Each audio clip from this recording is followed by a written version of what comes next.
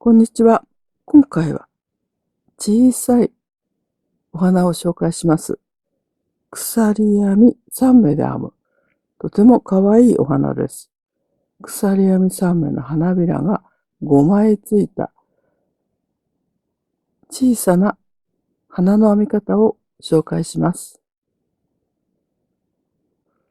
この花の編み図です。輪の作り目に細編みを編み、鎖編み3目を編んで、輪の中に細編みを編みます。これが一つの花びらになります。細編みを編んだら、鎖編み3目を編んで、輪の中に細編み。鎖編み3目を編んで、輪の中に細編み。鎖編み3目を編んで、輪の中に細編み。最後は鎖編み3目を編んだら、最初の細編みに引き抜き編みをして終わります。これで5枚の花びらのとても小さな可愛い花ができます。最初は輪の作り目から始めます。糸を人差し指にゆるく巻いて、3本の糸が交差するところを持って外します。指に糸をかけてから、3本の糸を交差するところを持って、次に、かぎ針を輪の中に入れて糸をかけて引き出し、もう一度糸をかけて引き抜いて、これが輪の作り目です。ここにお花を編みます。立ち上がりの鎖編み1目は編まずに、輪の中に針を入れて、細編みを1目編みます。細編み1目を編み、次は鎖編み3目を編んで、輪の中に細編みを編みます。これが一つの花びらです。同じように花びらを5個作ります。細編みを編んだところから、鎖編み3目を編んで、輪の中に細編みを編みます。これで2個の花びらができました。鎖編み3目を編んで、輪の中に細編みです。3個目ができました。鎖編み3目を編んで、輪の中に細編みを編み、これで4個の花びらです。あと1つ編みます。鎖編み3目を編んで、次は細編みを編まずに、最初の細編みに引き抜き編みをしますが、その前に輪を絞ります。編み地を編み始めの方に寄せて、次に2本の糸の動きをよく見て、糸端を絞ります。この糸がこちら側に動きましたので、動いた方向に糸を引きます。輪を閉じて、ここから引き抜き編みをします。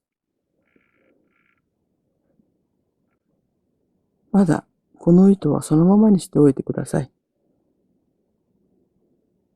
最初の細編みが分かりにくくなりますので、輪をきつく締める前に、最初に編んだ細編みの頭がここですから、ここに引き抜き編みをします。糸を少し引いて、引き抜きます。これでお花ができましたから、あとは糸端を引いて、この輪をしっかり締めます。糸端を引いて、輪を絞ります。これで輪が絞れました。次はこの糸を引き出します。編み終わった糸を引き出して、糸を切り、あとは閉じ針で糸始末をします。花びらが5枚できています。この糸端は閉じ針で後ろの方に回して糸始末をします。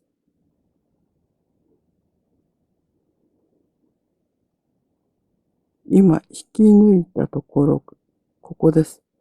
ここで引き抜きましたので、引き抜いたところに針を入れ、糸を後ろに通して引くと、引き抜き編みをしたところが綺麗になっていますから、ここで花びらを整えて、あとは後ろの目立たないところです。細編みをしたところなどに針を入れて、ここに糸を通していきます。輪を絞りましたから、少しきついかもしれませんが、後ろの目立たないところに糸を通して、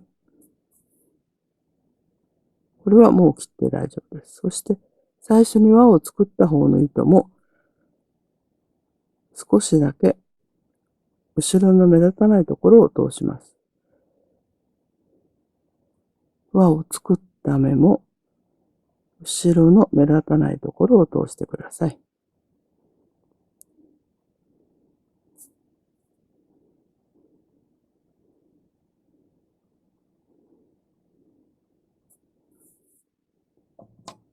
そしてこの糸はもう切って大丈夫ですから、糸を切ります。これで小さい5枚の花びらができました。これが1枚ずつ花びらになります。こことここで。